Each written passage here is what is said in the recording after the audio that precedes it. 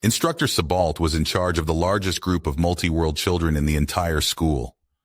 From all across the galaxy, students attended his classes and learned not of just knowledge, but they learned of each other and different cultures. It was not until the addition of Julie, the first human child to attend the school, did Instructor Sebald run into issues with his students, befriending and accepting a newcomer.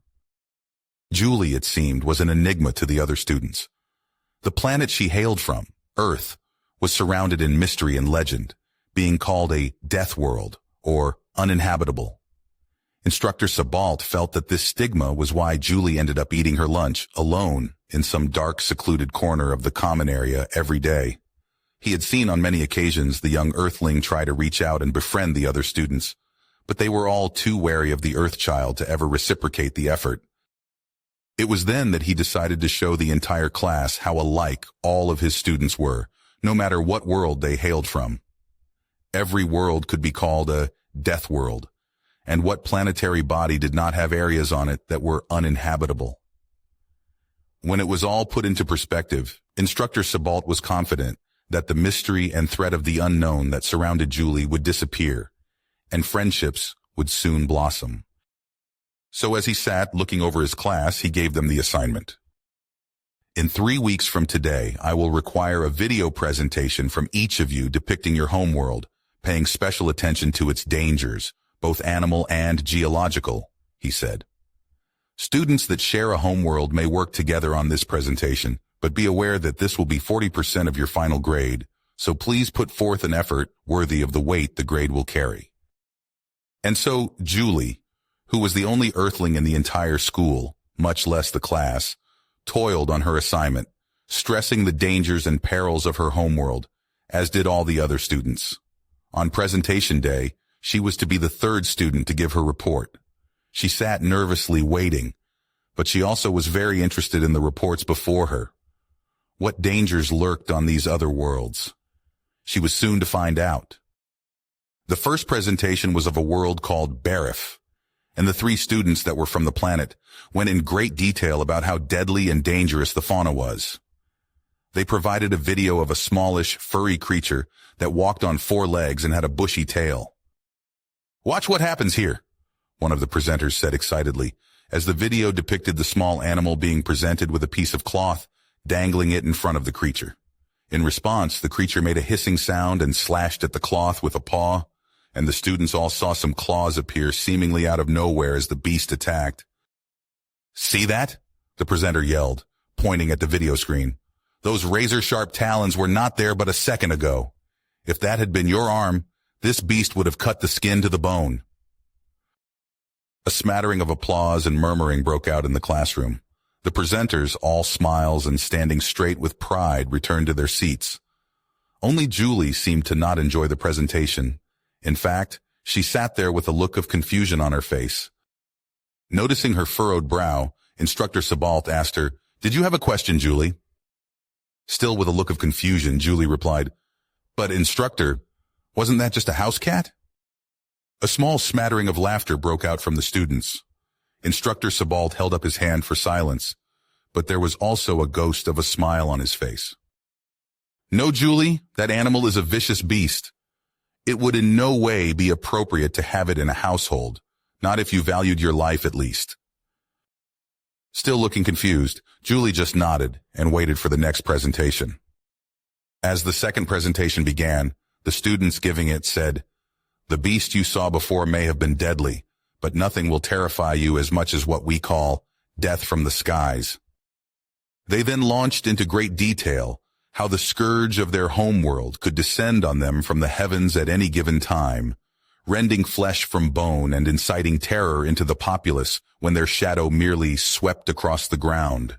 It seemed all very dramatic, with music playing in the background, and then the video finally focusing in on the terror from above, a brightly colored flying creature that had a short, curved beak. "Now, claws are bad enough," said a presenter, "but watch the strength of this creature's maw."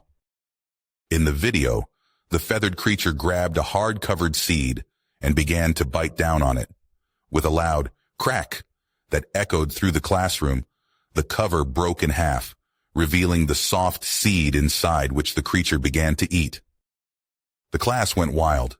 Did you see that? What if that had been a finger? Thank the Creator we don't have those on our world. Julie stared dumbly at the screen. Finally, she waved a hand at the monitor and said rather loudly, "But that looks just like a parakeet." Silence fell on the classroom. Murmurs of, "She is just jealous," and "How rude," could be heard. Instructor Sebald was worried that his plan was backfiring. He had never known Julie to be anything less than pleasant, but her behavior today was borderline at best. For some odd reason he could not fathom, Julie looked nervous and stayed in her seat. "Instructor, I fear I may have misunderstood the assignment," she said finally. "I was under the impression that we were to show the dangers of our planet, not so much the dangers of our pets." Instructor Sebald choked. "Pets!" he said loudly. "That feathered merchant of death could never be a pet." Julie looked crushed, and under her breath she mumbled something. Immediately, a student next to Julie stood up. She said, "My 4-year-old cousin has a stupid parakeet, instructor." The instructor glared at Julie. "You will now give your presentation, or I will contact your parental figures, and you will attain a 0 for this assignment." Slowly, and with great reluctance, Julie left her desk and walked to the front of the class. Every eye was on her, and all of them were not friendly. Julie knew that this was social suicide. No one talked to her now. They sure wouldn't after her presentation if they thought a parakeet was dangerous. Fine. If they wanted her presentation, they would get it. "My presentation is of the dangers we can face on my homeworld called Earth." On the video screen, a blue marble of a planet appeared, slowly rotating.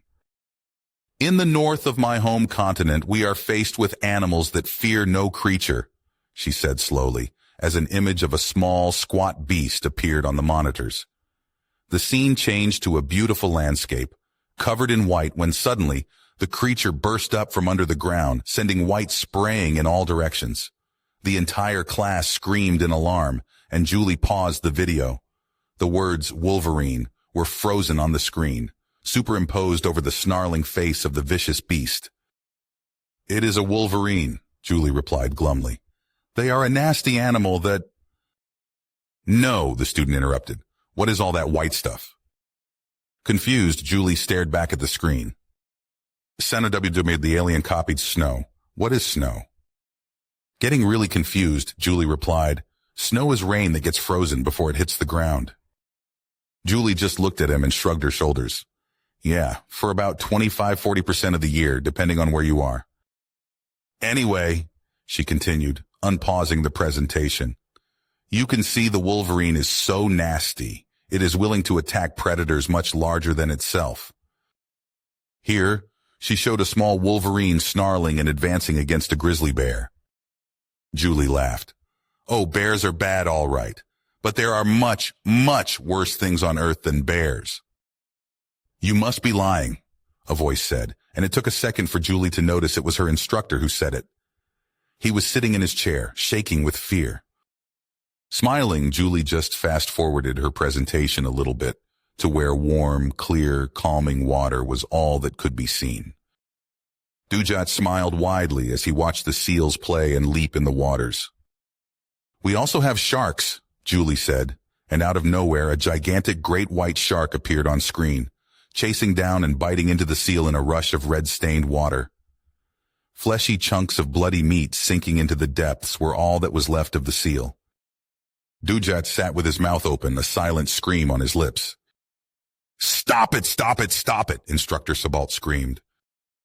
"But instructor," Julie said, "I haven't told you about vampire bats that rip open your flesh and drink your blood, or crocodiles or lions or snakes, scorpions, spiders." "Stop! Just stop!" Instructor Sebald gasped, his hand clutched over his heart. And saying that, she headed for her seat. As she walked down the aisle, she could not help but notice that the other students shied away from her in fear. When lunch rolled around, Julie almost cried.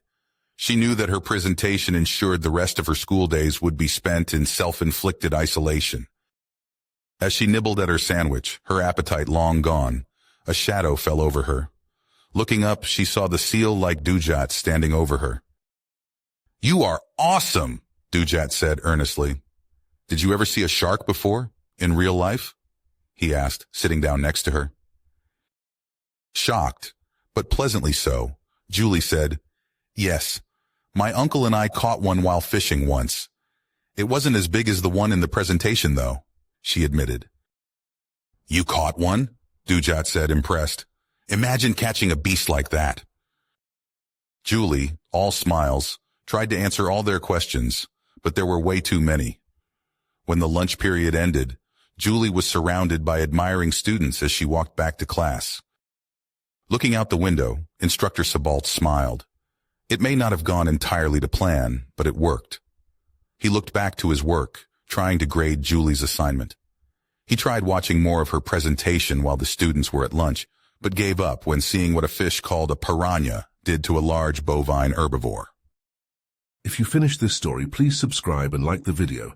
Then leave a comment that says, I liked the story, and I will heart every single one of them. It really helps me. Thank you for your time.